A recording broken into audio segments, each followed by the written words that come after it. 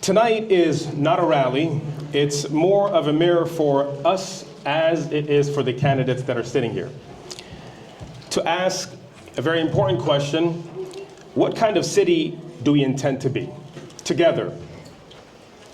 People often get carried away about national politics, and that's where the thunder is, but what we forget is that the very ground under our feet is shaped by city councils and mayors. From the potholes, yes, there are potholes, to the parks, policing, to permits, and the lifeline of small businesses, this is where policy becomes the fresh air that we breathe. This is where budgets become the bus routes that we see, and this is where votes become whether your child gets to cross the street safely or not. For us as people of faith, and us here at Roswell Community Majid, as Muslims, civic duty isn't a side hustle, it's not a part-time thing, it's the very thing that we live. And voting is shahada, it's a form of bearing witness in front of God. It's a form of worship. So as Muslim voters, you have to be an educated voter. You cannot vote on popularity. Having said that, we thank every candidate that's here with us tonight, every office holder for showing up. You honor us, you honor our community. Tonight, I thank you for not only being present with us, but for fielding hard questions and remarks, and for offering and sharing your vision with us. We don't endorse any candidates. However, we do endorse participation and curiosity and a house of respect. You'll hear tough and fair questions drawn from the community that's with us tonight about safety, about belonging, about stewardship of trees and the streams that make Roswell what it is, about the very people that make Roswell. So please help us keep this house of respect. No interruptions, no crosstalk, and if I may, hold your applause because we are on a tight timeline. We'll pause later for the Isha prayer, the final prayer of the day. With that, I'll hand over the program to our two amazing moderators who will be introducing the dignitaries. And with that, I do want to recognize Reverend Dave Dunn, who is with us tonight, and Tate Holcomb from the city of Alpharetta, as well as the Georgia Muslim Voters Project. Thank you so much for being with us this evening. Thank you, Imam. I am one of your moderators, Jahanzeb Jabbar, have been a resident of Roswell for 8 years now. Hello, my name is Renee AlNoubani. I am a current student at Georgia Tech studying city and regional planning, and I'm helping with the new Majid construction project for RCM. All right, so before we begin, I'd like to go over rules that are word. Well, the rules and the format for tonight are as follows. As many of you know, Roswell municipal elections are happening this upcoming Tuesday, November 4th, with early voting underway. There are 4 posts on the ballot, 3 city council seats, and 1 mayoral seat. Therefore, our forum will be split into those 4 sections. For each post, the candidates will have an opportunity to introduce themselves to you. Then the moderators will ask questions of them, and there will be time for rebuttal if needed. The questions for tonight have been drafted by a committee, including the Imam Jabbar, to reflect the concerns of our community. We ask that you respect your fellow brothers and sisters in the audience and our guests tonight, and refrain from interrupting the program. Our goal is to inform so that you can make the right decision at the polls. With that, I welcome the candidates for post 4 up to the front, Councilman Johnson and Ms. Philippi.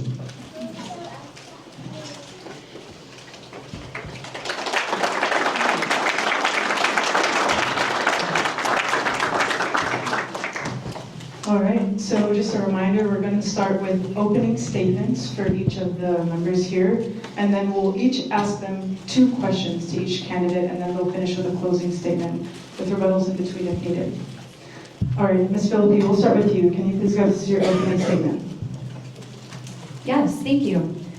Good evening, everyone, and thank you for being here. Thank you to the Majid for having us tonight. I'm Jennifer Philippi, and I'm running for City Council, Post 4. Tonight, I want to take this time to tell you who I am and why I'm running. I was raised by a single mom who worked as a legal secretary. We didn't have money for college, so at 17, after graduating high school, I started respiratory therapy school on scholarship. By 19, I was a registered respiratory therapist working in the local hospital. So while all my friends were out enjoying sororities and the balls and the football games, I was working night shift to pay my way through my bachelor's degree as an actuarial science. I started my career in an entry-level position and worked my way up.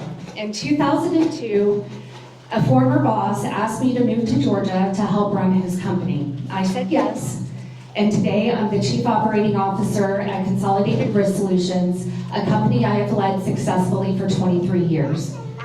Every day I do the work that good governance requires, reviewing financials, managing budgets, negotiating contracts, leading teams, and making tough decisions. I understand how to run an organization efficiently and responsibly. But more than my professional skills, I bring something else. I know what it means to work hard for everything you have. I know what it means to show up even when you don't feel like it. I got into politics because I care deeply about our environment. But what keeps me in this race is a strong pull towards justice and a genuine desire to do good in this world. Roswell deserves a council member who will show up, work hard, listen honestly, and fight for what's right. Someone who respects every resident and values every voice, no matter where you worship, where you live, or who you love. That's who I am, and that's who I've always been, and that's exactly what I'll bring to Post 4. Thank you. Johnson, you have 2 minutes. Thank you. My name is David Johnson. I currently serve on Roswell City Council. I was elected 2 years ago in a special election. The reason why I serve is because of my 3 kids, Samuel, Collins, and Sawyer. Because 2 years ago, a woman was hit by a car in my neighborhood, and I didn't think this city was doing a good enough job to keep us safe. And so it sparked action. Frankly, I got mad, and I ran. And I won, just as shocked as you guys are. And so, in 2 short years, we've initiated a Slow Down in Roswell initiative, where we are attacking the neighborhoods that have the highest speeding and the highest speeding volumes. And we're going to slow down the cars in our neighborhoods. And that goes back to the #1 goal of the city, which is to protect you. And in 2 years, 25-year low in crime. We've approved 2 new fire stations. We're moving from a part-time fire department to a full-time fire department, which that will be already has led to a 36-second reduction in response time.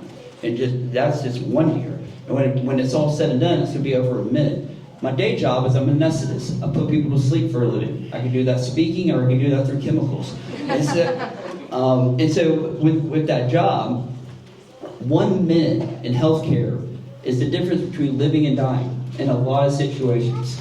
That is a quality of life issue for you guys to have a 1 minute reduction in firefighters coming to your house. I didn't mention the most important person in my life, kind of got distracted. I'm married to a beautiful woman, Nicole, and I live on the east side of Roswell, in the country club of Roswell neighborhood. It has been a pleasure serving the city for 2 years. I look forward to serving it for 4 more years. We live in the best family community in America. I'm so excited for the future of Roswell, and I ask for your vote tonight.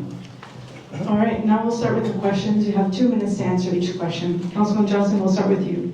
You're running to listen, focus on public safety, reinvest in our neighborhoods, and make Roswell a place where families thrive. You will ensure that all citizens, including underrepresented neighborhoods, feel that their voices are heard and that your citizens' first promise is fulfilled. I'll ask again, how will you ensure that all citizens, including underrepresented neighborhoods, feel that their voices are heard and that your citizens' first promise is fulfilled? Well, the Slow Down in Roswell initiative is just one example, right? One of the things we did when we came with the criteria, we made sure that the poorest areas of Roswell would be represented for traffic safety. And one of the reasons why is because the people who are on the lowest rings of the socioeconomic status typically don't own a car. They typically walk or they bike. And so if they're walking in roads or biking on the roads where cars are flying, then they're not going to be safe. And so that one initiative already shows that we will serve all of Roswell. For instance, Liberty Square neighborhood, one of the poorest neighborhoods in the city, is one of the neighborhoods that we're attacking to slow down the cars in. So, I serve all of Roswell, right? There's 92,000 people that live in the city for 44 square miles, and I love serving all the people here. I have a cell phone number on every piece of mail. If anyone ever has an issue, they can call me. I'm open, I respond, and there you go. Follow-up question to that is, do you know if the Roswell Police Department undergoes any cultural training to serve and protect Roswell's increasingly diverse population? Yes, I believe they do. Okay, Ms. Philippi, we'll go to you. You speak of restoring trust and respect, improving communication, and reducing high staff turnover. What specific changes would you push for in the next 12 months to improve council to citizen communication? You have 2 minutes. Thank you.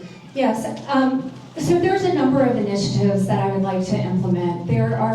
We need to be visiting both sides of Roswell, making ourselves available to the citizens through coffees, bringing back some coffees, some conversations. I've also been doing a lot of social media with my campaign, and I would like to continue that in an effort to help people and keep people informed about what's going on. We all live really busy lives, and I know that you guys just taking the time to be here tonight is a really big deal. You have to run your own lives, so you need a council person who will actually spoon feed some information to you. I also want to make sure that, I'm sorry, what were the other things out there? Yes, you speak of restoring trust and respect, improving communication, and reducing high staff turnover. So trust and respect is in terms of when people have a concern and they come to you, you're having to listen to some pretty upset residents at times. Being able to hear what they're saying. In my office, we like to use the terminology party parrot. It's where somebody says something and you repeat back to them what you're hearing. So instead of just standing up and justifying what we're doing and what we're saying, I would like us to listen to the people in the way that they feel they're being heard. Even if we cannot correct mistakes that have been made, we can at least prevent them from worsening going forward. Councilman Johnson, would you like to rebuttal anything that she said so far? I'm good. Okay, would you like to add anything to your previous answers? Yeah, well, talking about trust and communications, if you guys want to get coffee with me, I'll meet you with coffee. But, I have an email that is on my phone that I can talk to you. If you need to reach out to the citizens of Roswell, I'm available pretty much 24/7. I mean, I like to sleep at some point, so maybe don't call me at 3 o'clock in the morning, but I do work night shifts, so I could be up. All y'all can take your phone out right now. My cell phone number is 678-571-5112. You can call me anytime with any issues. Restoring trust, guys, at the end of the day, I'm your elected representative. Contact me, right? What I don't think is restoring trust is people that have my cell phone number and instead would rather be behind a keyboard and smashing people on social media. That doesn't restore trust. That doesn't get our city moving forward. What gets our city moving forward is having actual conversations with your elected representative. Okay, my next question is for Ms. Philippi. You say that you will ensure proper enforcement of tree policies and protect the city's tree canopy. If you encounter a developer proposal, however, that promises jobs and tax revenue, but involves significant tree removal or disturbance of stream buffers, for example, how will you decide whether it should go forward? You have 2 minutes to respond. Yeah, that's a great question. I'm sure we're faced with those difficult decisions all of the time. I think that there's one thing about doing a tree survey and determining what kind of trees are actually on the property. Are there specimen trees or are there other types of trees, right? How many are we talking about? How old are they? And what is the trade-off? We're always having to look at cost-benefits analysis when we're making decisions, and we need to look at what are the benefits, what are the costs, how are we going to make the best decision? What trees can we save? How can we ensure that we are making those best decisions and avoiding destruction where possible? Okay. Mr. Johnson, anything you'd like to add? Yeah, we have tree ordinances in the city now, right? So if a project comes in, they have to follow certain ordinances that the city has. If they remove a certain amount of trees, they have to replace them. They have to replace they're called tree density units. You know, I can't off the top of my mind remember the exact math for it, but you know, developers have to follow the law. As far as stream buffers, most of those are protected by the state or state law, and I'm a really big fan of following state law, and so you know, the city will follow the law. Okay, well, keep the mic closed because my next question is for you. Yep. On the project at Mimosa Hall and the larger Founders Park initiative, some residents may worry about the impact of large-scale green space investments on taxes or the long-term maintenance burdens. How will the city ensure that these projects don't adversely affect taxpayers or create ongoing cost strains? You have 2 minutes. Yeah. So the project Mimosa Hall, the reason why we are doing that project is because $1 million a year is spent on historic homes, right? And Mimosa Hall in fiscal year 2023, I believe, had 700 visitors. So you're spending $1 million for 700 people. There comes a point where these homes are becoming dead assets. And if we do not bring people to the homes, they will die. And they will get sold to a developer, and they will be gone. So what we did at City Council is we have decided that we want to make this an active space. We want you to come to Mimosa Hall and learn about the history of Roswell. I want you to come to Bullock Hall and learn about the history of Roswell. I want my kids to come to Bullock Hall and Mimosa Hall and learn about the history of Roswell. And so to do that, you have to have certain infrastructure in place. We built a parking lot, and we built stormwater infrastructure. Because if you don't build those things, people don't come because they can't park, and the houses flood because you don't have the stormwater put together. All right, and we're going to turn Mimosa Hall into a revenue-neutral historic home, where it's not going to be a burden on the taxpayers anymore. And we've already seen with Bullock Hall, by bringing the Chris Kendall Market into Bullock Hall, we've seen a 300% increase in visitors to that historic home with one event. One event has created people to come to our homes. That's how you save these homes, by getting people to come to them. Thank you. Thank you. Ms. Philippi, would you like to add anything or rebut anything that was said? Yeah, sure. Thank you. We know that historic homes are expensive, right? And we make that decision. When we decide that we want to value our historic properties, when we decide that that is part of our character, then we are making a decision to save them, to respect them. When I worked with a group of several people in this room in 2017 to save Mimosa, it was more about the land than it was about the home itself. I've talked about this a number of times. I'll say it again. Those trees had been cataloged. They were ready to be put on the historic registry, and they were worth over $500,000. It is a huge loss to us. If these homes were put in a historic trust, they could be managed by people who understand their value, and we could bring in revenue and interest through other programs. There are gardening clubs who would love to bring back those gardens, and we could have more tours with other gardening clubs. There are other ways other than making an event venue. Thank you, Miss. And now it's time for your closing statement. You have 2 minutes. Thank you. 2 years ago, Roswell voters were promised transparency, accountability, and a council member who would listen. Those promises were broken. But tonight isn't about broken promises. It's about a choice in front of you. Tonight, I'm asking you to invest in someone who has earned everything she has through hard work and discipline. Someone who shows up, someone who keeps her word. The skills I bring, managing budgets, negotiating contracts, leading teams, those matter. But what matters more is the integrity I'll bring to every decision and the respect I'll show to every resident. When you elect me, you'll know exactly where your tax dollars are going because I'll make it transparent. You'll have a voice in major decisions because I'll actually listen. And you'll have a council member who works for you, not special interests, not developers, not the loudest voice in the room, but for every family trying to build a good life in Roswell. That's not a promise, that's who I am.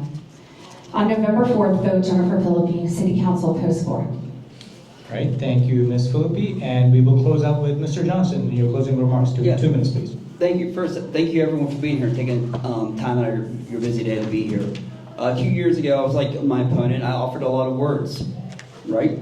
Words don't mean a lot for politicians. When you're elected, I have to bring action. 20-year low in crime, 2 new fire stations, reduced response times, making our neighborhoods safer, right? That's in 2 years. Best fiscal status this city has been in, keeping the millage rate the same or lowering it over the last 2 years. A new parking deck that's been talked about for 40 years. There is accomplishment after accomplishment after accomplishment from this mayor and city council. The next 4 years, this city will continue to grow and continue to be the best city to raise a family in America. That is my ultimate goal, and that's why I'm running again. And I ask for your vote, David Johnson. And once again, my number is 678-571-5112. Call me anytime. Thank you. All right, thank you both. Let's give them a round of applause.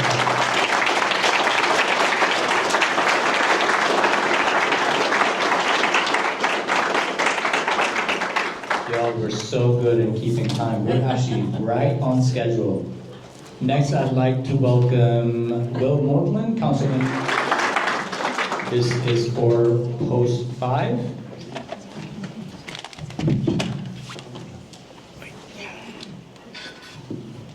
All right, we will start with opening statements. Mr. Mortland, Councilman Mortland, you have 2 minutes. Okay. Well, thank you all for having us tonight. This is the end of a journey over the past couple of weeks, couple of months, and I think I can speak for everyone that we're excited to be here, and we're excited to be here at the end. Now, this is important. This is important. Will Mortland, been a Roswell resident for a little bit over 10 years. I have a 16-year-old son that is in the 10th grade at Blessed Trinity, plays every sport you can imagine. I've got a 13-year-old daughter at Queen of Angels who is in the gym, the Roswell Gymnastics program, 5 days a week. And that is basically the 2 places I live outside of City Hall. So that's really, in a nutshell, why the decision was made. Are we going to run again, or are we going to go for this again? And I said, you know, there's so much left to do. There's so much work that has been done over the past 4 years. Everything from, and as Councilman Johnson said this before, the full-time fire department, best-in-class police pay, the $107 million bond funding for the Parks and Rec, the $52 million for the parking garage, the $52 million for the police, fire, 911, the $20 million for the parking garage. These are generational funds that were provided to the city by the voters. We asked the voters for your permission to do these projects, and you overwhelmingly said, absolutely, let's do it. So when the decision came and the decision was made, yes, let's do this for another 4 years, it was because I want to see these projects come forward. I want to see the vision that we have just now begun to really implement take place for the next 20, 30, and 40 years down the road. That's why I decided to rerun. I asked for your vote. Thank you for having me. All right. Ms. Brumley, you may do your opening statement, 2 minutes. Buenas noches a todos. Good evening, everybody. My name is Erin Brumley. I've lived in Roswell since 1995. I live most of the time in Martin's Landing, which is on the east side of Roswell. In 1993, I was lucky enough to receive a scholarship from the Georgia Rotary Scholarship Program, which is a program from Rotary International, and it was a life-changing experience. I was sponsored by some clubs from Carrollton and Newnan. And I spent 1 year at West Georgia University. Again, a life-changing experience, learned a lot, went back to Mexico, graduated from school, and then a boy that I met went to get me. And so we got married, and because he grew up in Roswell, we decided to settle here as well. He went to Holcomb Ridge Middle School. And we have 2 children. Adults, 25 and 27. They also went to Holcomb Ridge Middle School, so we've been here a while. I'm running because I've been very involved in our community. I do a lot of volunteering with PTAs, I do a lot of volunteering with different organizations, and I've been going to city council meetings a lot. If you can look at videos, I'm there all the time. And I just didn't see that the way that the last 2 years have been managed regarding the projects that are doing in the way that the input that is happening. I wasn't really happy with that. So now that my children are older and they graduated, I have a lot of time, and I want to give that time to you all, to reach out to you all, to hear you, so you can have a voice there. My cell phone number is also on my website, and just call me whenever questions you have. Thank you. All right, thank you, Ms. Brumley. Councilman Mortland, my first question is for you. You said you want new businesses and quality jobs and prefer mixed-use destinations. Can you give an example of a specific development you supported or will support, and how you will ensure that it meets your criteria of jobs, neighborhood fit, and tax base? You have 2 minutes. Absolutely. This is the prime example is the Hill Rose District that has just been announced. And the Hill Rose District is from Highway 9 that extends past the current police headquarters. That area is probably $16,000 to $18,000 worth of tax revenue per year. When we assemble this and we have turned this into a wonderful, fantastic, mixed-use, family-friendly destination, this development is going to deliver over $1 million a year in tax revenue. The jobs are going to be there with all the businesses, the restaurants, the services. That's just the first example. This is one of the key elements in the plan that we are attacking from the 4 different quads of the economic plan: the downtown, the midtown, the uptown, and the east side. This is the first thing that is taking place. This also couples with the reason that we strategically placed the parking garage in downtown. Not on Canton Street. We didn't want all the extra traffic on Canton Street. We put it on the highway because we wanted the cars to come and go from the highway. That is going to leverage into the next project that has just been announced. We're scratching the surface. This is going to be at Highway 9 and 92. This is a brand new development that is forthcoming. So we're well on the way to doing these mixed-use developments. Okay, Ms. Brumley, anything that you'd like to rebut at that answer? Yeah, I appreciate the redevelopment of Hill Street. I mean, it is an area that is not used to its fullest right now. The only thing I was very disappointed to see in the plan was that the majority, and I mean the vast majority of the housing that's going to be there is going to be very expensive. Things that I cannot afford. My children just graduated from school, like I said, from university, and they cannot afford to live in Roswell. And we're creating this big new development that is, the people who work there, like I said, restaurants and shops and stuff, they're not going to be able to live there. So that was my only, comment on Okay. that. Well, on your site, you say that you will end costly vanity projects and unneeded multi-million-dollar contracts and demand an independent forensic audit of every city expenditure. Can you give an example of a current Roswell project that you believe qualifies as a vanity project, and how would you revise it? So one of the things that we noticed, this is not a lot of money, but the fact that the mayor has his name on all the entrances of the city, that's a vanity project. But also the pitch, which is this stadium that we think it's coming. There has been any specifics.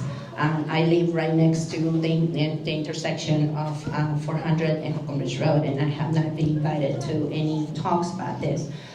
The environmental impact, the traffic impact, and the financial impact of that is going to be huge. And again, there's no input from the city. I'm sure that the mayor is going to be very happy to have his name there, but I don't think it's the right thing to do in that corner. And those are the kind of things. The other thing is the SEER consulting contract, which we're paying $2 million a year, plus $100,000 for each study, plus $300,000 for the COO, which is the same position basically as our city administrator. That is a lot of money. I don't think we need it, and that's why we would like to have a forensic audit, because I want to see in detail. I have seen the budget. I have with open records request received it. But I would like to see in much more detail of what it A is. follow-up to that, what criteria would you use? You mentioned a whole bunch of projects and expenditure line items that you disagree with. What criteria would you use to evaluate whether something is needed and is not vanity? So one of the things that we've noticed is that the parks quality around here has come down. We used to have like the best parks in the country, and we love them. And we've noticed, especially since last year when there was a bunch of layoffs for those for employees, that the quality of the maintenance has gone down. And that's important to us. It's quality of life for us. So that's something that I would like to focus on. Okay. You know, for example. Okay. just Mr. one example. Mortland, anything you'd like to rebut there? How long do I have? You have a minute. Okay. Let's try to start picking these off. So the SEER contract, and I'm just going off the top of my head, the SEER contract, that money is well spent. He has earned every dollar of that through the economic development reinvestment that we are coming forward. As I just said, the Hill Rose District, he was the architect of that. He was also the architect behind gaining Crabapple Middle School on behalf of the city of Roswell. The city of Roswell was asked to pay $15-ish type million for that property, and he got it for half. We also were successful in moving the police department to the Summit Building, a centrally located police and fire headquarters. That dollar amount was 19. He got it for half. He has paid for himself time and time again. It is his vision that we are really on board with seeing come forward. There's a lot more, I apologize. However, on the SEER piece, he is earning his every dollar. Okay. All right, so Ms. Brumley, back to you for the second round of questions. You are running on restoring fiscal responsibility, protecting natural resources, and strengthening community voice. If elected, how would you define and measure success in each of those areas? 2 minutes. So first, the restore fiscal responsibility. Like I said, I would like to go in and really look at the detail of all the budget, all the expenditures, because I'm going to be accountable for that. If I'm elected, I will be accountable for that. And I want to make sure that I start with a clear view of what is happening before I start, changing things. Because everything may be okay, and I don't need to change it, but I need to know. That is what I mean with the fiscal responsibility. As well as, certain expenditures, like I said, contracts that are no bid. We are spending millions and millions of dollars on real estate that we were not planning for, and I don't think the city should be a real estate speculator. Protecting natural resources, I know Jennifer already talked about Mimosa Hall. That was the loss of those 4 acres of trees. Me in the HOA, if I want to cut a tree, I had to go do a review, send a photo, do everything. The city didn't have to do that, so they went ahead and did it. I don't think that's right. We need to protect our canopy. We're known for our trees. In fact, we don't have an arborist right now. The city of Roswell does not have an arborist. That is appalling. And the strength of the community voice, I think I wanted to make government a little bit more accessible. I want people to come and ask me, on an informal place, hey, can you meet us here? Can you meet us there? It's hard to go to city council meetings at 7 p.m. on Mondays. You bring your children to bed, you're winding up from work, and sometimes it goes to midnight. I know because I've been there, right? And I think we should be able to have conversations with everybody in the city, because there is a lot of residents that are not as involved in the day-to-day operations. They don't even understand, how the city government works. And I love to teach people about that. And I love to go and making them aware of what is happening. Councilman, would you like to respond to that? Absolutely. Fiscal responsibility. We are doing it right now. We have just posted and presented our audit findings along with the budget. We changed our auditor this past year at the request of several people on current council. We put a fresh set of eyes on the finances. And that is because we did not want to continue with the same old, same old. We wanted to get a fresh set of eyes, a fresh perspective, because we have just turned to zero-based budgeting. Zero-based budgeting is the nexus of how we are going about our finances right now. We are stripping down the budgets every year and building them back the way that they're supposed to be as compared to just stamping what we did the year before. The audit, the findings, the budget, as well as quarterly reviews at every city council meeting by our CFO is presented with a balance sheet and a P&L statement. That is happening every quarter at City Hall right now. Councilman, you support growth that serves the people, not special interests. How would you define special interests in this context, and what checks will you put in place so that city decisions are not dominated by large developers or outside investors? 2 minutes. All right, one more time. The No last problem. part. So I mentioned you want to serve people, not special interests. So How would you define special interests in this context? What checks will you put in place so that city decisions are not dominated by large developers?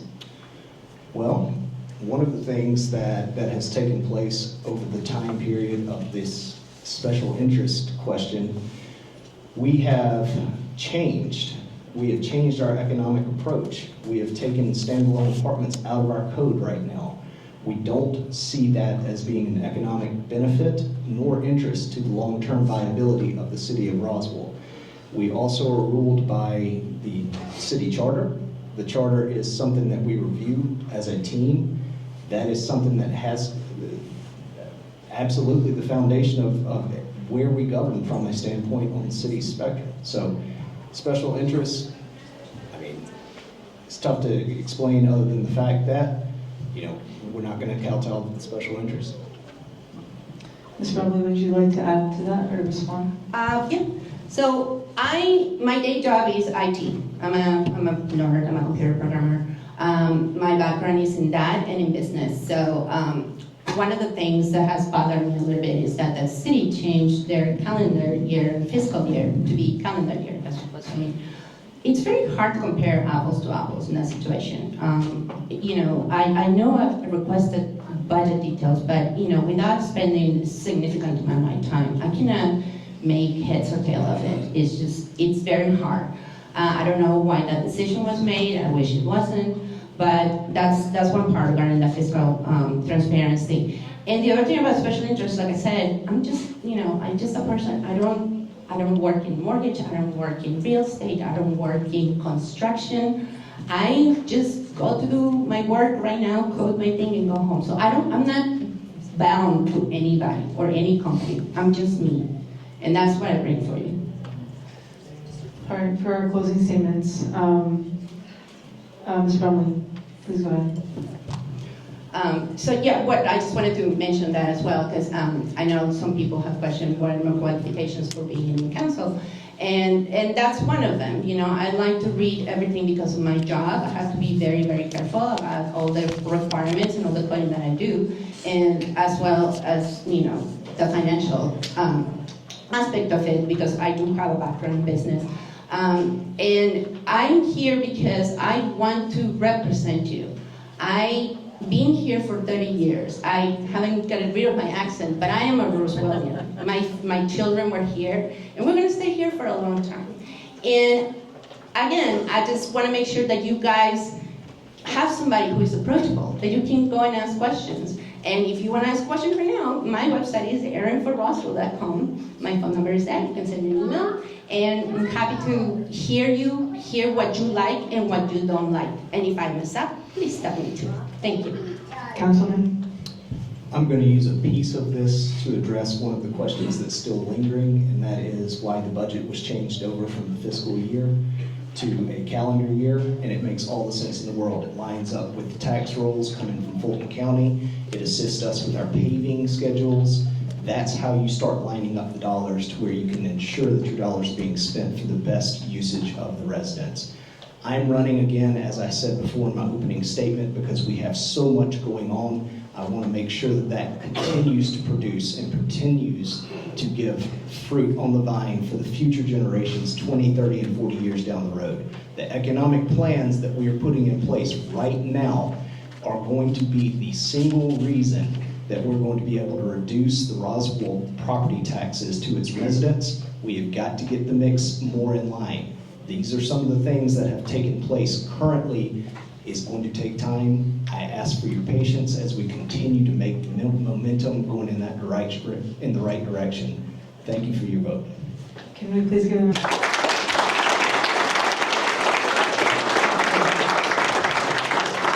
Thank you so much.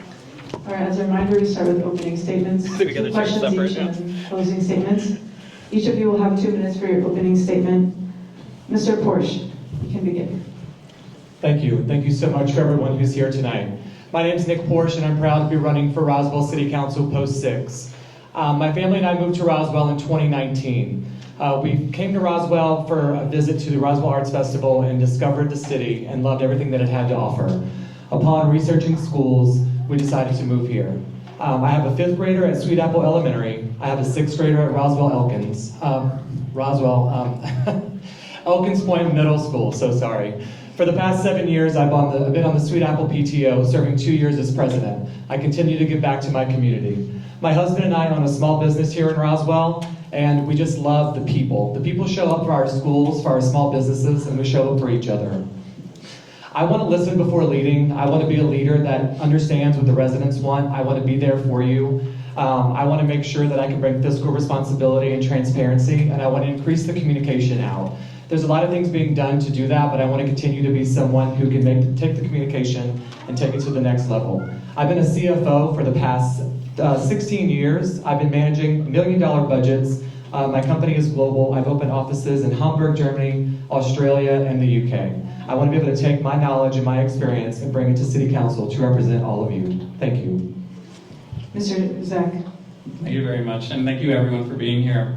I'll tell you a little bit about myself. I moved to Roswell in 2020. It's the first week of COVID, and me and my wife got extremely lucky on our home purchase. So we lived here for the last 5 years, and we had our first son, CJ. We call him the Siege, last year. So he's 15 months old. So currently I work for UPS. My title is Complex Commodity Manager for Rail and Truckload Analytics. What that means is 95% of my time I'm doing data analytics, and the other 5% I'm doing contract negotiation, and my team manages all the spend for rail and truckload outside of UPS, which equates to about $1.5 billion in spend a year. This year, and this kind of comes to another story that'll come up in my intro, we're going to be able to save $20 million using the data tools that I brought in. Before I worked at UPS, I actually worked at the city of Roswell for 2.5 years. I worked under Kurt Wilson and Larry Henry for a little bit, so I'm aware of this administration. I'm aware of the public sector and how it works. And while I was working for the city, I was able to bring my corporate experience and my data analytics skill set, and I was able to save millions of dollars in OpEx expenses for the city. So I'm running for council because I feel an obligation to do so because of both my corporate background and because I understand how the public sector works. And with this administration, I understand how they work. And I'm willing to admit the things they do well, and I'm also willing to call out the things they could do better. And I also want to say, regardless of whoever wins this election, I'm going to have that same level of support and criticality to try to lead any mayoral candidate to the best results for the city of Roswell. So I want to ask you all for your vote on November 4th, our early voting tomorrow, and thank you. All right, Mr. Porsche, we'll start with you. You mentioned secretive land deals and millions spent on outside consultants while city employees were laid off. Can you give a specific past contract or consulting arrangement you believe was poorly handled and how you would have done it differently? You have 2 minutes. I don't know that I have a specific example for something that was poorly handled. I think there's a lot of speculation and people want answers and more knowledge about the SEER contract. I think that's where that leads from. As far as secretive land deals, I don't know anything in particular that would really refer to that. And if that's on my website, I'm sorry. I don't really know an answer to that one, so I apologize. But I think the biggest thing for me, and the thing that I want to see, honestly, is better communication to our residents. I think that things need to be sent out to our residents before they're done. I think just the communication of projects. I think, the stadium on the east side, I think that, I've been asked this question several times. I don't have an answer for that because I don't live on the east side, but if I was a resident, I would want to be asked the question. Thank you. Would you like to quickly respond to that? No, I'm good. All right. Mr. Zach, you say you'll support our police and fire departments with the staffing, training, and resources necessary. From your IT background, how will you use data to evaluate whether the public safety investments you support are achieving outcomes beyond just headcount and pay? Yeah, and that's a very loaded question, so I'm going to do my best to answer it within 1 minute. I'll say when I worked for the city, 2 minutes, excellent. When I worked for the city, I actually already applied my data analytics skills to do that. I worked hand in hand with Pavel Trosh to bring Power BI data dashboards to show how his vehicles would move throughout the city and be able to track that corresponding time. So to your question, I've actually already delivered that, and so if I get elected to council, I'll continue to further that, because when I was working for the city, it was more of kind of a cool side project. But as I become a member of council, I'll look to formalize that kind of data, bringing it to the citizens and bringing dashboards that are readable and understandable so they could get that clarity as well. Would you like to add on to that or respond? No, I'm good.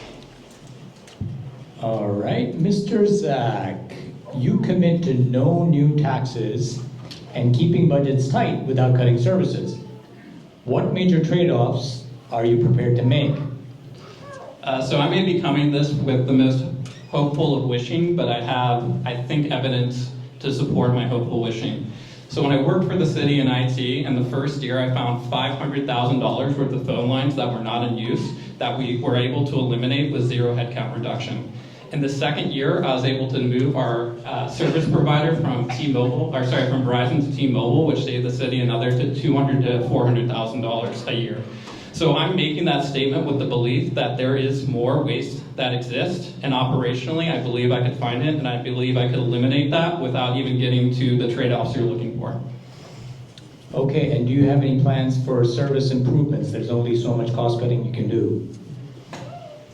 Yeah, so it would it be okay if you say a specific service, or not, I'll go broad? You go broad, pick your favorite one. So going broadly, I think in particular our permitting is a process that needs massive improvement.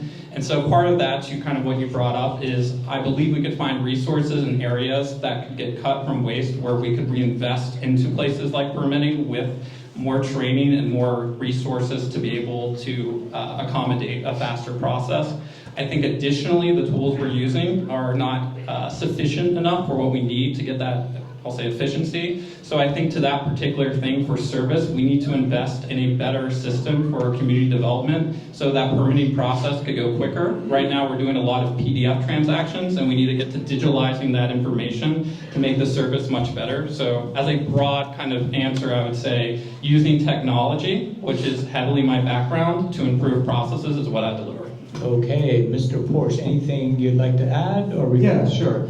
I think it's wonderful that my opponent worked for the city and I did not. However, not working for the city brings a fresh perspective into the city.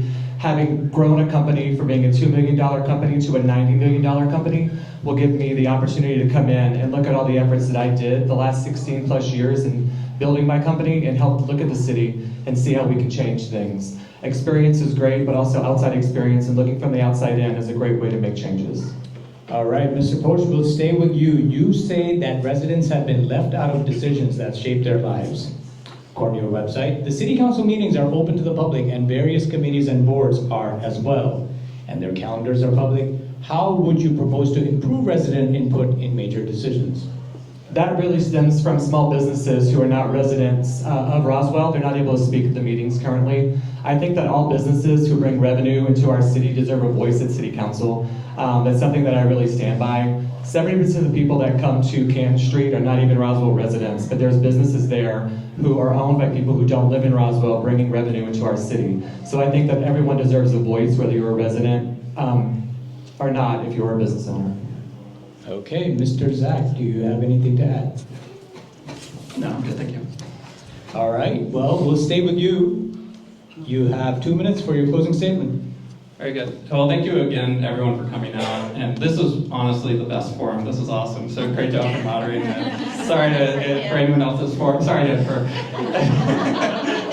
All right. I have second best, maybe. Second. Yeah.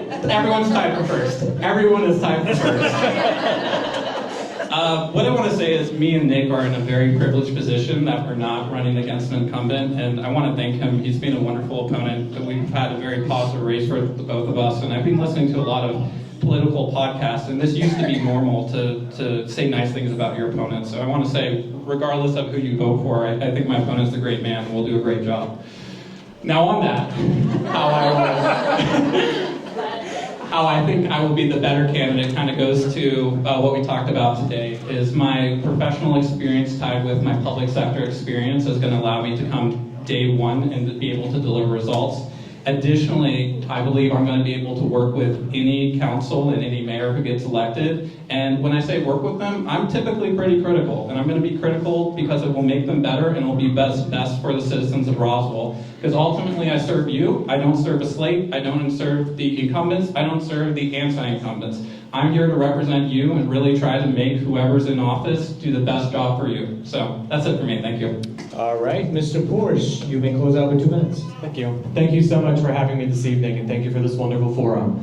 I do want to say that this has been a very interesting journey, something I never thought I would be on, but something I've truly enjoyed, and I've truly grown from it.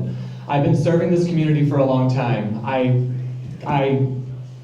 donate to a lot of charities. I'm around the city a lot. I have been giving back to this community. Opening a small business here made me really believe in this city and really believe in why I want to raise my family here. Serving the PTO for 7 years, my HOA for 6 years, doing Edenwild swim team concessions for 2 years. I really am someone who my husband would say is a glutton for punishment, but I truly enjoy giving back to my community.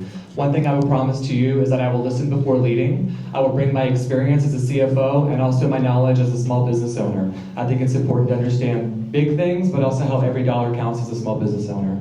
Thank you so much for your time. Please vote for me November 4th. Thank you. All right, Mr. Porsche, round of applause.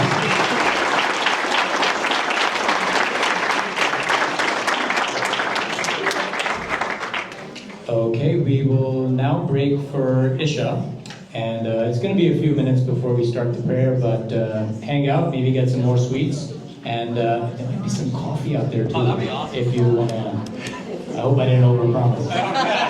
So yeah, we're going to break. Thank you everyone so much for coming back. This is going to be the most heated part of the night, I hope.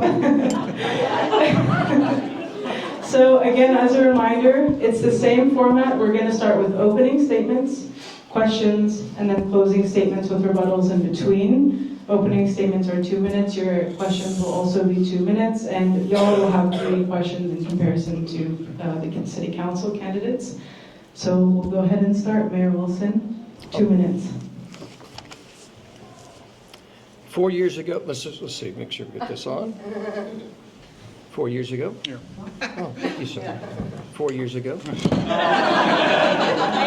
I thought I got it to work. Hold on, I think it's the central guy. 4 years ago. Okay. You want to start? Hello. Try 2 years.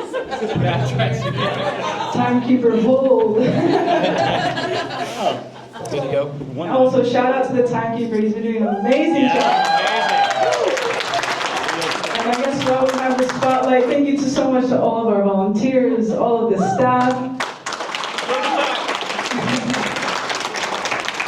And a special thank you to the core team that organizes, Brother Jahanzeb, Imam Abdullah, Brother Bassem, Fakhoury, Sister Shannon, and Sister Shaheen back there. Are the mics working now? Good to go? Hey. All right. 4 years ago, I came before you as a husband, a dad, and I said Roswell was at a crossroads. We were falling behind. City Hall was paralyzed by dysfunction and inaction, and our families were paying the price. Remember when Roswell was the city of no? Lots of plans, but no action? The people of Roswell wanted results, action versus talk. So we listened to the people of Roswell, and we took action. Think about what has happened in the last 4 years. A remarkable record of accomplishments that have greatly benefited the people and businesses of Roswell. It was just 4 years ago. Think about this. Do you remember when we had a part-time fire department? Do you remember when our police were paid lower than our sister cities and had 30 vacancies? Do you remember when we did not have crime at a 25-year low? Do you remember when Oxbow Road could not get done? Do you remember thinking, whatever happened to the east-west connector that we voted on in 2016? Do you remember thinking, whatever happened to the river master plan? Do you remember thinking, is anyone going to do something about human trafficking in our city? Do you remember asking, are we going to invest in our parks? Do you remember thinking, does the city have an economic strategy? And when am I going to see the benefit of that? And there were many other questions just like these. But what happened is that this team came in and solved for those challenges, and the result is that Roswell is getting better every single day. I don't think you want to hear me criticizing my opponents. I could, but that doesn't solve Roswell problems. That doesn't share with you what I believe. I believe you want to hear how we are solving problems for your family and our great city. Thank you. Ms. Robichaud, you have 2 minutes. So I want to thank everyone for coming, and I want to thank being here. And it is kind of a homecoming for me. I was actually part of a group about 10 years ago, I think, when we planted the fig tree in front of the building for Earth Day. So, and I know I've come back and forth since, but this has always been such a welcoming community and such a vital part of Roswell. So thank you all for attending this very important aspect. So I'm Mary Robichaud, and I am running for mayor of Roswell. My background, I've been a resident of Roswell for 32 years.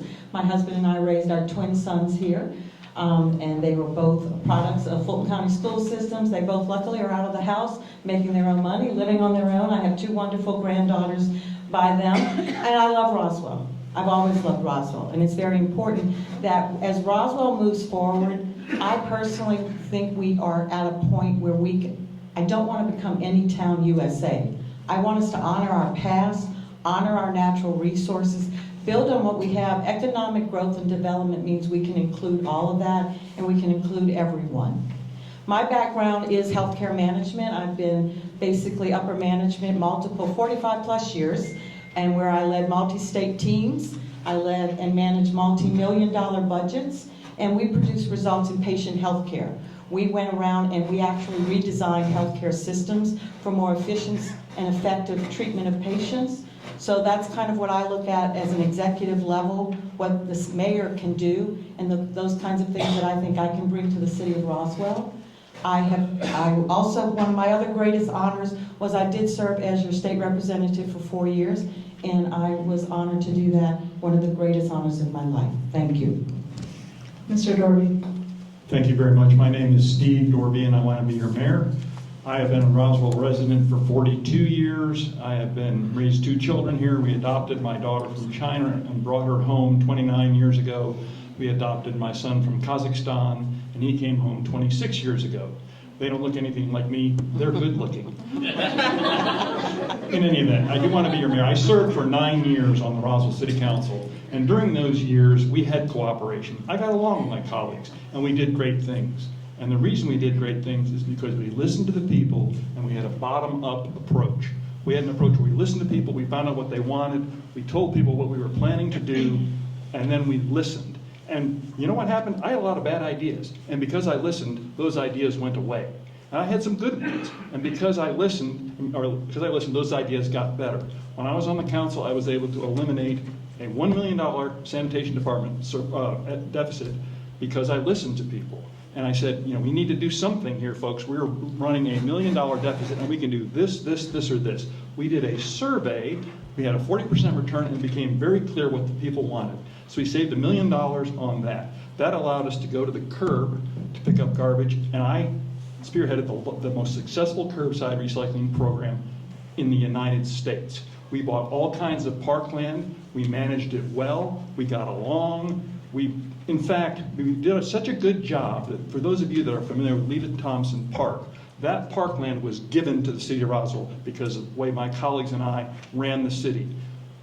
Some of these candidates have said they want to make Roswell the #1 city in the country. We were the #1 city in the country. We had ratings, we were in the top 10 in the country, and we were tops in Georgia. And we can do that again. We don't do it by a top-down strategy. We do it by a bottom-up strategy where we listen to you and we do what you want. Thank you. All right. For our first question, Mayor Wilson, Actually, this question will go to everybody. Our community has been deeply and directly affected by the genocide in Gaza. One of the families in our community is hosting a Palestinian child who is a double amputee and came here for treatment. We know of families that have had dozens of their relatives killed within the past 2 years. As mayor, what tangible steps will you take to ensure safety against anti-Arab, anti-Muslim, and anti-immigrant hate in Roswell? You have 2 minutes. Renee, thanks for the question. I think the first thing you do is the spirit of how you begin your own services. That is the first testimony. And the very first thing that we did, Renee, when we came into office on January 10th was we incorporated worship, prayer to Almighty God. And if you noticed, over the last 4 years, we have all faiths come do invocations. We ask Christian ministers, we ask Jewish rabbis, we ask Imams, we have Sikhs. We have all those who believe in Almighty God come to before our city. So I think that first is setting a spirit of inclusion. And I think that's a powerful statement for a government to make. One is realizing that there is an Almighty, and that if you honor that, it changes behavior internally, and we've seen that. Also is that when you invite all faiths that are in your community to be part of the worship, I think that is important. In terms of the international tragedies that happen, right? I think it's very important that as a people you continue to remain open, loving, and inclusive. And I think Roswell is an amazing community that does just that. We have more nonprofit organizations than any other city I can think of that does work to take care of other people. And you've seen that what we just did just today. We're on the Roswell Housing Authority with Lee Hills at the forefront of this, where we continue to find ways to be inviting and inclusive in our community. Ms. Robichaud, we'll go to you. So the tragedy of Gaza is the tragedy of, unfortunately, of the entire Middle East. But I agree, we need to be inclusive. Prayer is always going to be important and needs to be involved, and all different faiths should be included, and I applaud that.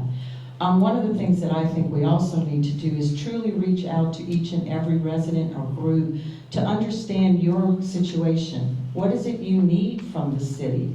Because I'm going to be honest, I have not lived your life. I'm not going to deny that, but I'm going to say I'm here to hear what do you need from the city to make your life, to make your family, to make whomever comes into our city feel safe, welcome, a part of who we are. We should never discriminate against anyone based on anything, period. I'll also ask the question just one more time. As mayor, what tangible steps will you take to ensure safety against anti-Arab, anti-Muslim, and anti-immigrant hate in Roswell? Mr. Dorby. Thank you. Without duplicating what my colleagues have said, the first thing when dealing with the city is to realize what you don't know. I do not have the perception and the same experience as a black family. I do not have the same perception and experience as a Muslim family. And I understand that. I have blind spots. And that's why listening is so important. Now, as far as anti-Muslim hate, it should just not be tolerated, period. End of discussion. Police should be all over that. It needs to stop. There's no place for that in Roswell. Roswell's strength is not that we are a city. Roswell's strength is that we are a community. And when you are a community, you take care of your own, you respect your own, you protect your own. When I was on the city council, one of my jobs was police commissioner, which was called back then. It was a city councilman in charge of the police. And one of the things I am proudest of is we had a large Hispanic population that would not cooperate with the police. We hired Hispanic officers. We put a small apartment type precinct in one of the areas. We worked with them, they worked with us, and the Turner Foundation gave us a Shining Light Award for our outreach to that community. That wasn't my idea. We listened to people, I understood what I didn't understand, and we got people who knew what was going on, and we made things better. Thank you.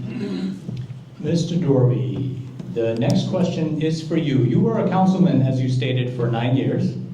Name one accomplishment in your tenure, a specific accomplishment that you would like to build upon.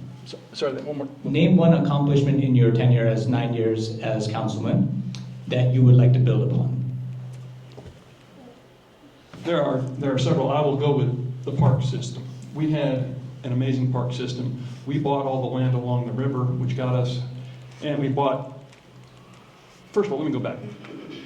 We got all the land along the river because we entered into a cooperative arrangement where we encouraged the citizens to raise money so that we could work with them. That in turn caused momentum. We had funding from the Trust for Public Lands, and we went on, we managed those parks well, and in fact, Lita Thompson Park was given to the city because of our record of accomplishment and good management of those parks. To build upon that accomplishment, I think we have let our parks go downhill. Unfortunately, one of my most favorite reels on Facebook was, "Hi, I'm Steve Dorby, I'm standing in front of a dirty restroom." And everybody's like, yeah, that needs to be fixed. And I've been thinking about this as we've gone through this campaign, and one thing I want to do, and this is gonna sound corny, but I'm gonna do it. We're going to go to Henry Park, and I'm going to say I'm going to be there at 9 o'clock in the morning, folks, and I want to go through this park, and I want to find out what's wrong with it. Do you have a dirty restroom?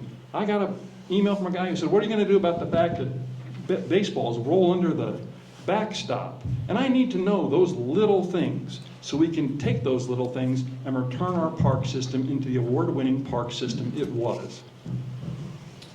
Okay, we're going to go over to Ms. Robichaud. You were a state representative for 4 years. Name one accomplishment in your tenure that you'd like to build upon.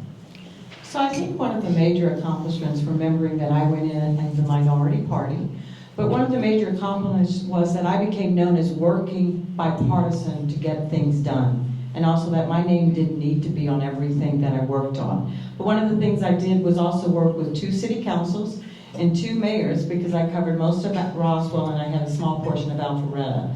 So anytime there were bills that came up that involved the cities or could affect cities, my first job was not only to talk to citizens, but talk to the city council and the mayors to see where did they stand. I became so known for that in that the prior mayor actually approached me to help stabilize the hotel-motel tax here in Roswell, because for years the hotel-motel tax of Roswell was below all the surrounding cities. So she asked me to shepherd that bill through. And again, some of the ways you have to do that is you have to work across party lines to get things done, because it is a legislative process. But it's knowing how to work together with people, listening. So that would be one of the main things I would want to work upon.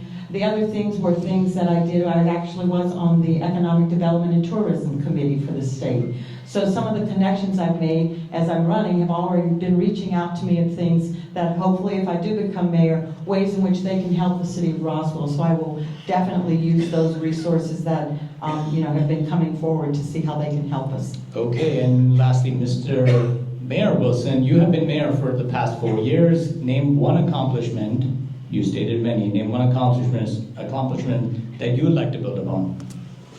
I think there's 3 that are critical. East Roswell development.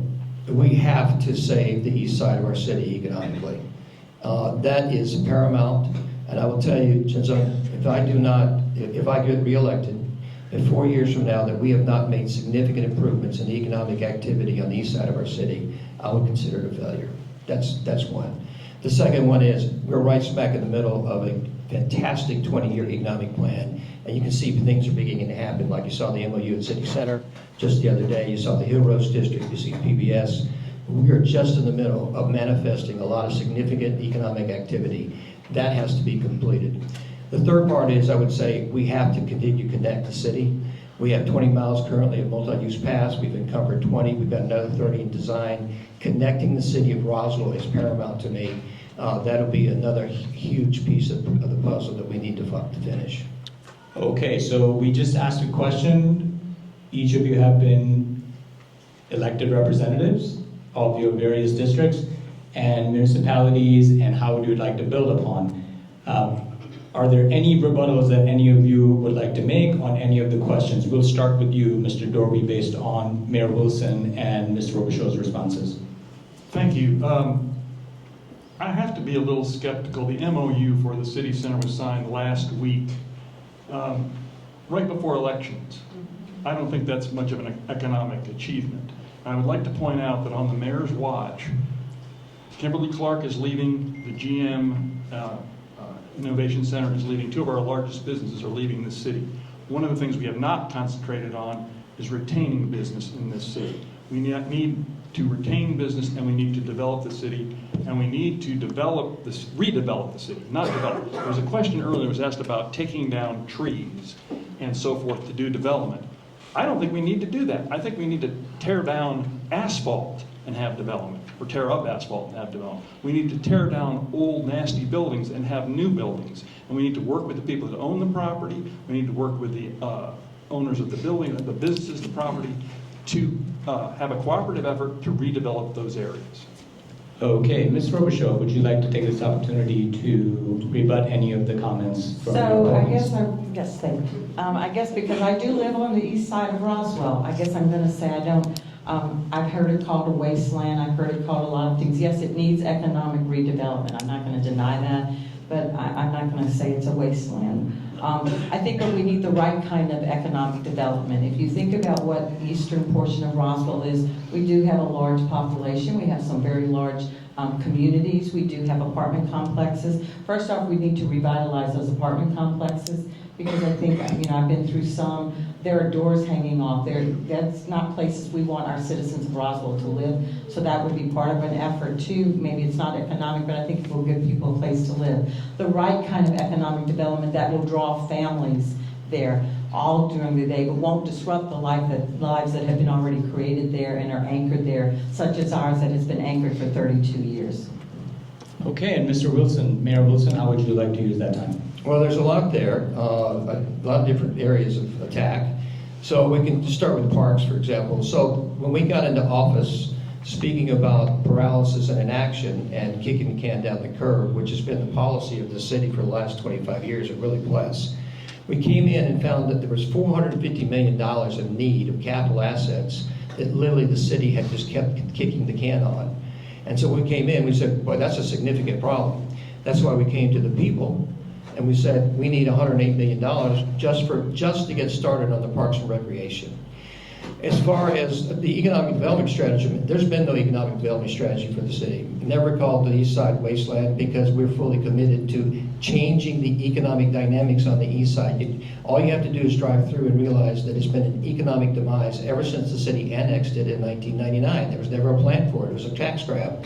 And she has been falling down economically. It takes capital to change that. When you're the city of no, capital doesn't come. That's why you have to have an economic strategy to do that. Okay, Ms. Robichaud, you say that you will use historic assets as, quote, as economic anchors, not just backdrop for private events. Could you clarify what you mean by that? So one of the first things I would really like to see is development of a historic trust, preservation trust program, that all of the historic assets that Roswell owns would go under and managed in a different way. But I also see we have such a breadth of different properties. One of the ideas I would have would to take something like Barrington Hall and let's make it a real Roswell history museum. Part of it could be a children's museum. We have a wealth of information and artifacts and books, and our history is on the second floor of the Cultural Arts Center, which is only open part-time. It's very difficult if you really want to go in and to display everything that we have, to really tell the history of Roswell from the Creek Indians all the way through. That would be one aspect we could do there. We have the historic mill, which was just mentioned actually in the Atlanta Journal-Constitution as one of a hiking trail, but also the historic mill there. So we have all these different aspects to do something that we could become a true history destination for what we are and how we are, because we are unique in a lot of areas. What's still here in Roswell and existing, but let's do it the right way. I think what happened at Mimosa Hall, if you look at it, Barrington Hall and Bullock Hall, you already could have outdoor events there hosting from 300 to 250 people.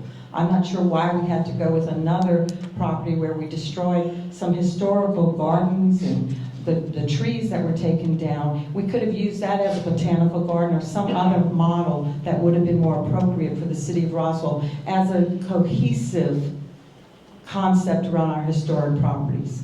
Okay, Mr. Dory, would you like to add to that?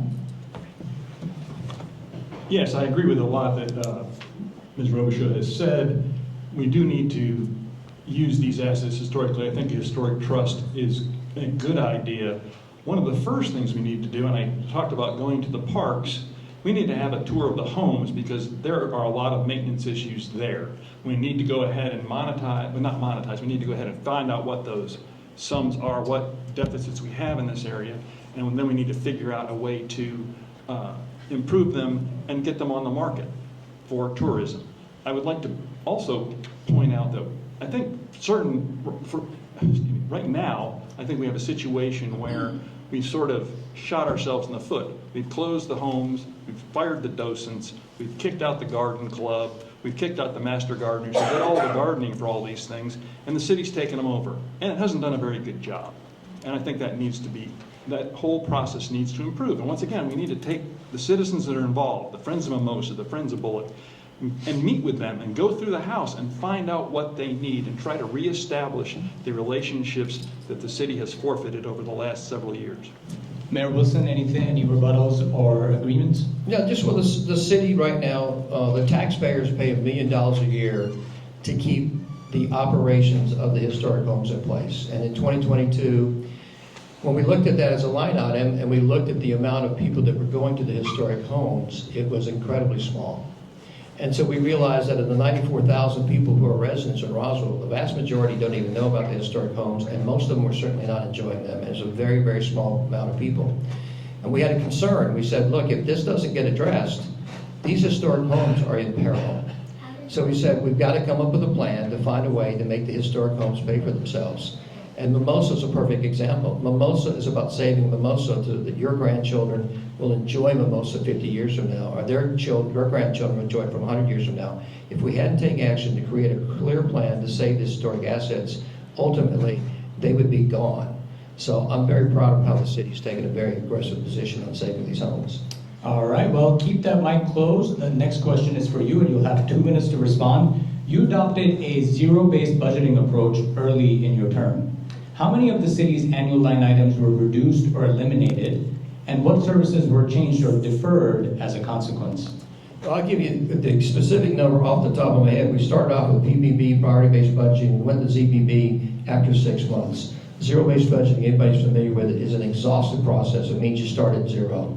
So the number of items that would have been eliminated would be countless, right? Because in every operational group was eliminating items. They started at zero. That's an interesting question, really great way to phrase it. For me, the question behind that is, what did you get as a consequence of doing that? What efficiencies did you gain? How much money did you save? Did you get better as an operation? I'll give you a small example. The property tax rate on the MOU, on the M&O is as low as it's been in 18 years. The aggregate 4 years of the property tax rate are the lowest they've been in 30 years. And despite that, we are adding a $5.8 million operational X just to go from a part-time to a full-time fire department. We've gone from $500,000 a year basically to $4 million a year in paving.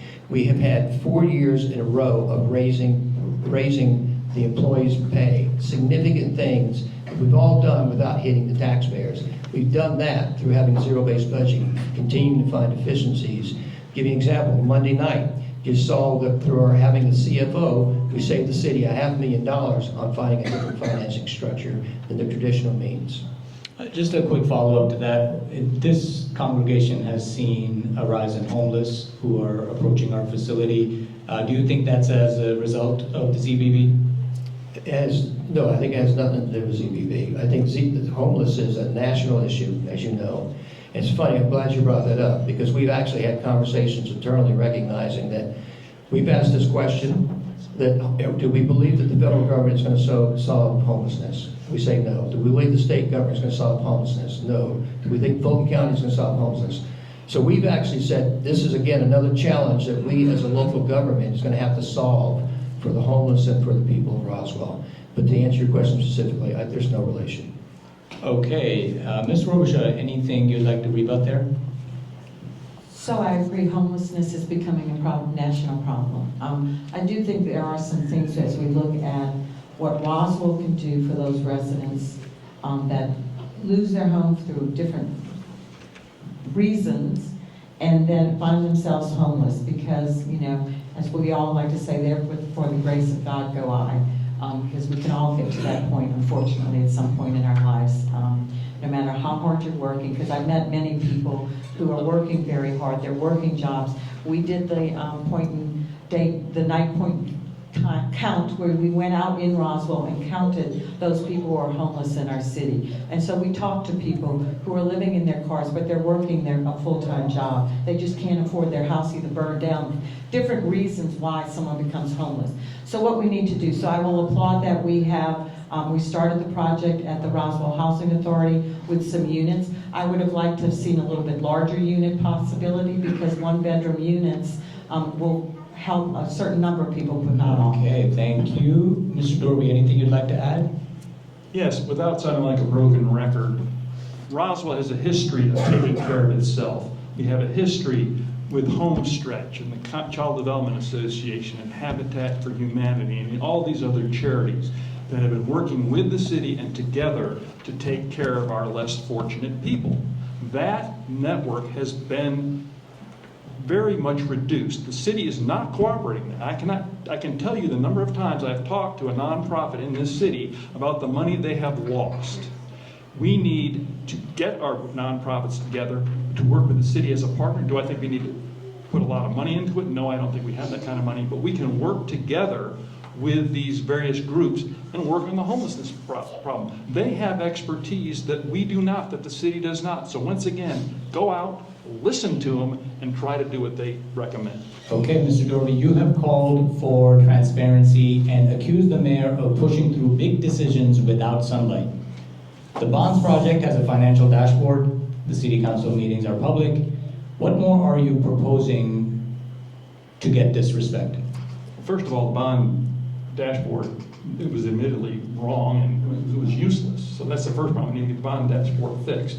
We also need to include the new bonds that are being put out. There's now a new funding vehicle. Then you have general obligation bonds, and then you have revenue bonds, which are supposed to be supported by revenue from the project. And now we have this new type of financial unit, and I can't remember if it's the FSB or, anyway, that basically is a revenue bond.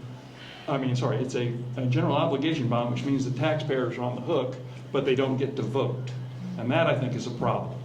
Also, with regard to transparency, and I don't know what's happened in the last 24 hours, but a large development, including a stadium and hundreds of apartments and so forth, has been under discussion since 2024. There's a picture of the mayor with a soccer ball talking about this, working with people on this. And there's been absolutely no information on that. In fact, I put out "Stop the Stadium" signs, and I got all sorts of calls saying, "What the heck are you talking about? We didn't know there was a stadium that's proposed for the east side." That deal was done in secret. I don't think it was right.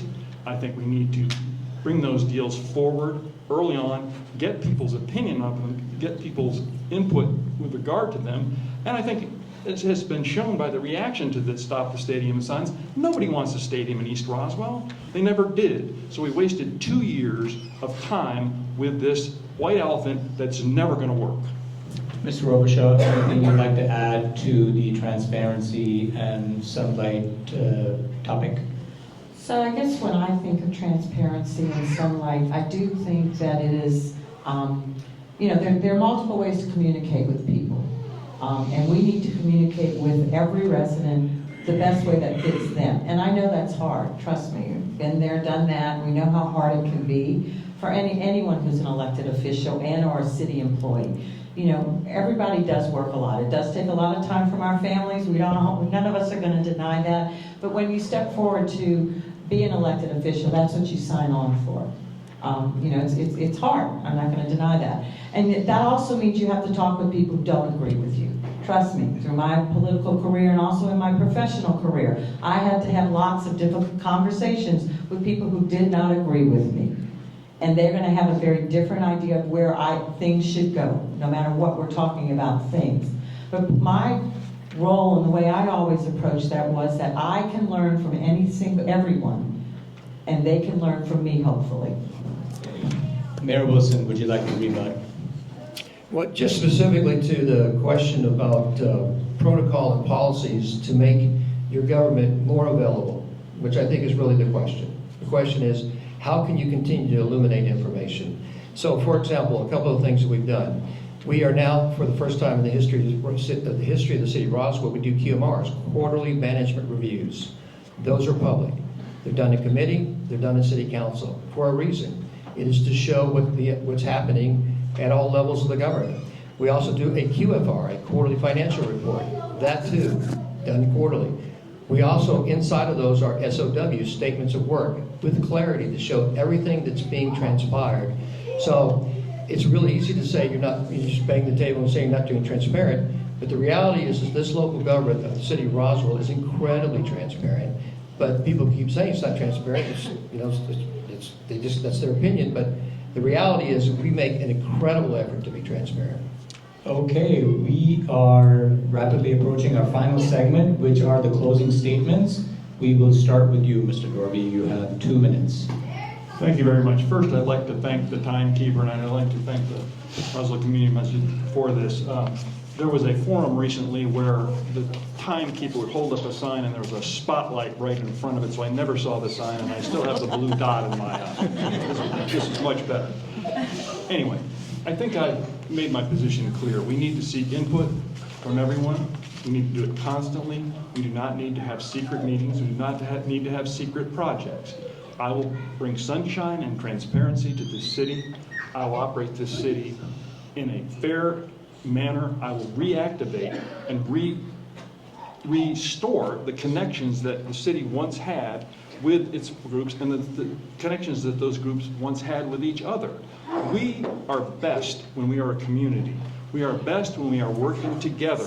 When I was on the council before, as I mentioned, we did great things because we got along. We did, and that was before 30 years ago, so everything you said about the last 30 years you can ignore, because I wasn't in part of it. But anyway, going back, so I would appreciate your vote to return Roswell somewhat to the past, to a city where we care about each other, where we care about what goes on, where we care about the environment, where we keep our parks up, where we work together to make this city the #1 city in the country. You cannot do that by developing. You cannot do that by just a top-down approach of 8 pillars or 12 pillars or 6 pillars of economic development. The way you do that is you communicate with people and you make sure they communicate with each other. And when you're wrong, you admit it, you continue to take input, and you get your good ideas better and your bad ideas go away. And I promise you, if I'm elected mayor, that is how I will operate. And I would appreciate your vote on, well, tomorrow. Let's do it tomorrow. And if not, on November 4th. Thank you very much. All right, Ms. Romershaw, you have 2 minutes for your closing statement. So I also want to say thank you to everyone for being here. This shows what true civic engagement is, because this is important to you. What happens at the polls, whoever runs your city, it's your choice, and you should make that choice. And so I applaud you for being here, listening to all of us, hopefully with open minds. I know a lot of you may have already made your decisions. A lot of you may have already made your decisions. Okay, I've got a loud voice. A lot of you may have already made your decisions, but that's okay too, but that you still came to listen, to learn, because whomever is elected, both at the city council level and the mayor level, they were there to serve you.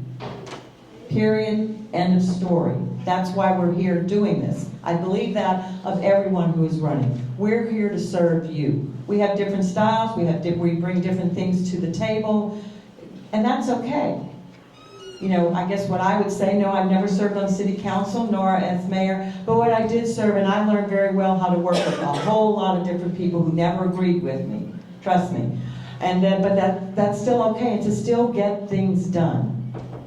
Open and honest discussion makes things better.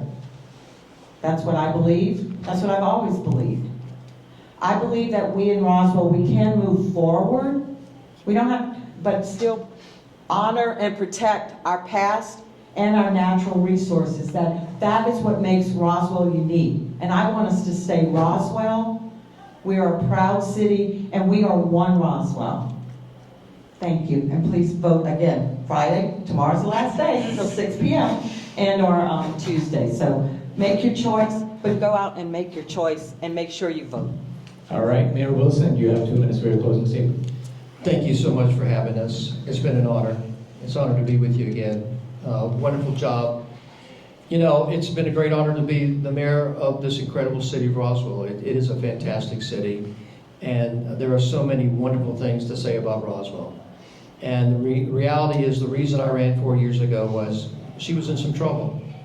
And this election's an inflection point. We have an amazing team that has gotten so much done. And I think the vast majority of people are very happy with that. The reality is when you have change, sometimes it gets uncomfortable. And in terms of listening, we listen to 94,000 people. We listen to everybody. We spend more time listening to the people who probably disagree with us than the people who listen to us, that agree with us. Because we are committed to listening to all voices. But the reality is, at the end of the day, one of the things that was hurting the city is things weren't getting done. And everybody knows that. And it was time to get things done. And that's what we've been doing, and that's what we're going to keep doing if you entrust us to do that. We have plans that are informed by the past, by the present, and by the future. They're informed by residents, they're informed by experts, and they're plans that make sense for the future of Roswell. And the reality is that Roswell has been getting better every single day over the last 3.5 years, and there's a record to demonstrate that. And there's a real plan to make us the #1 family community in America for all 94,000 residents. This election is about that. This election will determine the future of this city. It will determine will we continue to move forward, continue to get things done, or will we go back to the past, as Steve mentioned. I don't think that's what we want. I think we want to keep moving forward, but we need your help to do it, and I hope you vote for us tomorrow and next Tuesday. Thank you. God bless. Okay, let's give him a round of applause.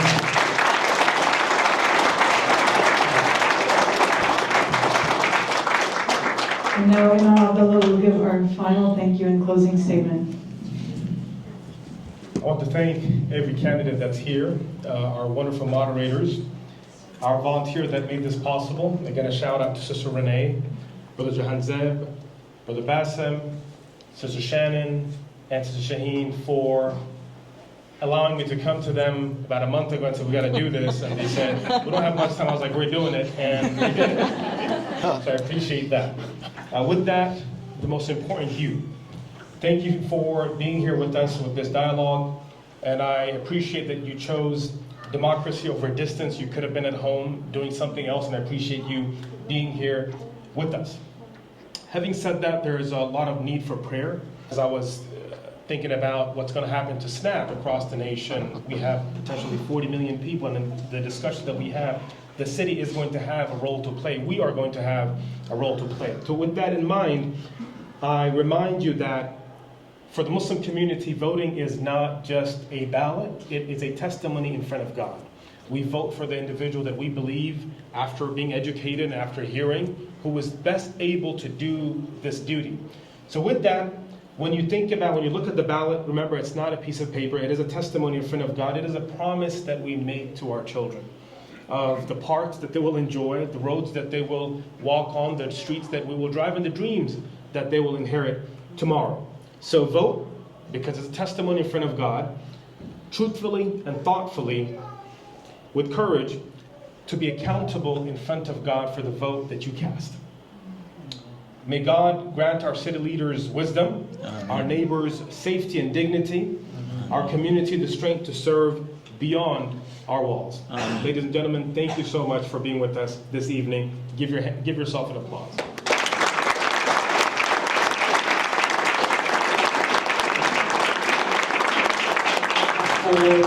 For our guests, if you would like to stay back, if you have questions about the facility, how we pray, the call to prayer, we have maybe the best guide today.